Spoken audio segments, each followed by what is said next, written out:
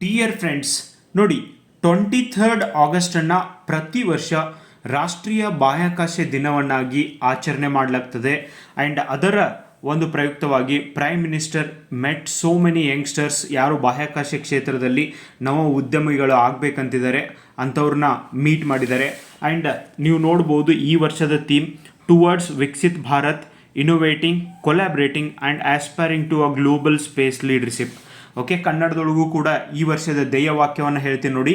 ವಿಕಸಿತ ಭಾರತದತ್ತ ನಾವೀನ್ಯತೆ, ಸಹಯೋಗ ಮತ್ತು ಜಾಗತಿಕ ಬಾಹ್ಯಾಕಾಶ ನಾಯಕತ್ವದ ಆಶಯ ಅನ್ನೋದು ಈ ವರ್ಷದ ಥೀಮ್ ಆಗೈತಿ.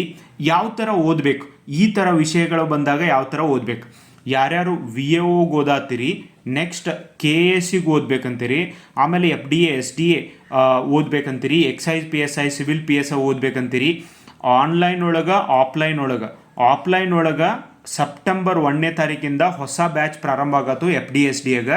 ಯಾರ್ಯಾರು PSI ಎಕ್ಸಾಮ್ಗೆ ಓದಾತೀರಿ, ESI ಓದಾತೀರಿ, ಟ್ರಾನ್ಸ್ಲೇಷನ್ ಎಸ್ಸೆ ಕಲಿಬೇಕಂತೀರಿ, ಆಲ್ರೆಡಿ ತರಗತಿಗಳು ಪ್ರಾರಂಭ ಆಗ್ಯಾವು, ಆದಷ್ಟು ಬೇಗ ಬಂದು ಸೇರ್ಕೊಳ್ಳಿ.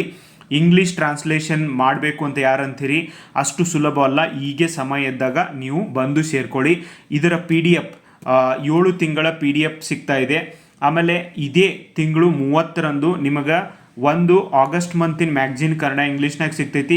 ಜನವರಿಯಿಂದ ಆಗಸ್ಟ್ವರೆಗೂ ಎಲ್ಲ ಮ್ಯಾಗ್ಝಿನ್ ಇಂಗ್ಲೀಷ್ನೊಳಗೂ ಸಿಗ್ತಾವು.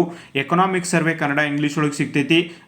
ಕರ್ನಾಟಕ ಸರ್ಕಾರದ್ದು ಮತ್ತು ಕೇಂದ್ರ ಸರ್ಕಾರದ ಯೋಜನೆಗಳು ಕನ್ನಡ ಇಂಗ್ಲೀಷ್ ಒಳಗೆ ಸಿಗ್ತಾವು. ಓಕೆ, ಇವೆಲ್ಲವನ್ನು ಕೂಡ ನಾವು ನಿಮಗೆ ಅವೈಲೇಬಲ್ ಮಾಡ್ತಿದ್ದೀವಿ. GPSTR, HSTR ಟೀಚರ್ ಪೋಸ್ಟ್ಗೆ ಯಾರ್ಯಾರೆಲ್ಲ ಓದ್ತಾ ಇದ್ದೀರಿ, ನೀವು ಈ ಕರೆಂಟ್ ಅಫೇರ್ಸ್ನ ಯಾವುದೇ ಕಾರಣಕ್ಕೂ ಮಿಸ್ ಮಾಡಬೇಡ್ರಿ. ಇಂಥ ಒಂದು ನೋಟ್ಸ್ ನಿಮಗೆ ಎಲ್ಲಿ ಸಿಗ್ಲಿಕ್ಕೆ ಸಾಧ್ಯನೇ ಇಲ್ಲ.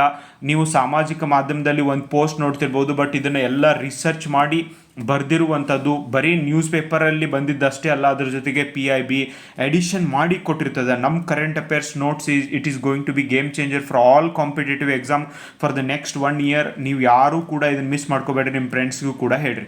ನೋಡಿ, ಆಗಸ್ಟ್ 23, 2023 ನೋಡ್ರಿ, ಇವೆಲ್ಲ ಡೇಟ್ ಇಂಪಾರ್ಟೆಂಟಾ. ಇವ್ರ ಮೇಲೆ ನಿಮ್ಗೆ ಯಾವ ಬೇಕಾದ ಎಕ್ಸಾಮ್ನ ಕ್ವಶನ್ 100% ಬರ್ತವೆ. ನಾನೇನು ಫೋಟೋ ಹೊಡೆದು ಹಾಕ್ತೇನೆ. ಆಮೇಲೆ ಚಂದ್ರಯಾನ 3ರ ವಿಕ್ರಮ್ ಲ್ಯಾಂಡರ್ ಚಂದ್ರನ ಮೇಲೆ ಯಶಸ್ವಿಯಾಗಿ ಸಾಫ್ಟ್ ಲ್ಯಾಂಡಿಂಗ್ ಮಾಡಿದ ದಿನದ ಆ ದಿನದ ಸ್ಮರಣಾರ್ಥ ಆಗಸ್ಟ್ 23 ರಾಷ್ಟ್ರೀಯ ಬಾಹ್ಯಾಕಾಶ ದಿನ ಎಂದು ಆಚರಣೆ ಮಾಡಲಾಗ್ತೈತಿ. ಯಾವ ಕಾರಣಕ್ಕಂತನೂ ನಿಮಗೆ ಗೊತ್ತಿರಬೇಕು.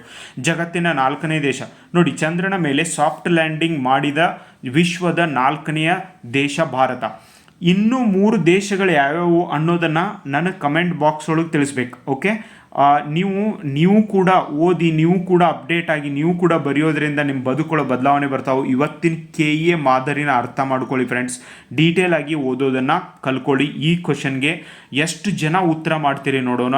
ಅಂದರೆ ಮಾತ್ರ ನಾನು ಇಂಥ ಡೀಟೇಲ್ ವಿಡಿಯೋ ಮಾಡ್ತೀನಿ, ಇಲ್ಲಾಂದರೆ ನನಗೂ ಬರುತ್ತೆ ಜಸ್ಟ್ ಒಂದು ಪೇಪರ್ ತೋರಿಸಿ ಸುಮ್ಮನೆ ಒಂದೇನೋ ಹೇಳಿಬಿಡೋದು.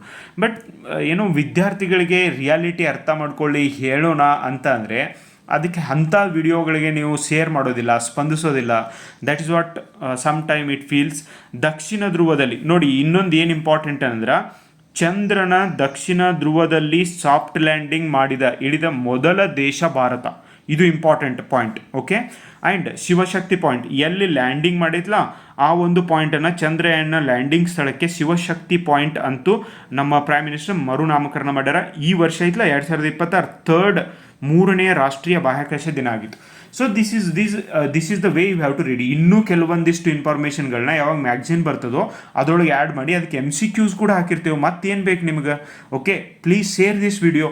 VAO ಟೆಸ್ಟ್ ಸೀರೀಸ್ ಲಾಂಚ್ ಆಗೈತೆ, PCCRDR 10 ಟೆಸ್ಟ್ ಸೀರೀಸ್ ಲಾಂಚ್ ಆಗೈತೆ, ಆಮೇಲೆ GPSTR HSTR ಕ್ಲಾಸ್ ಲಾಂಚ್ ಆಗ್ಯಾವ.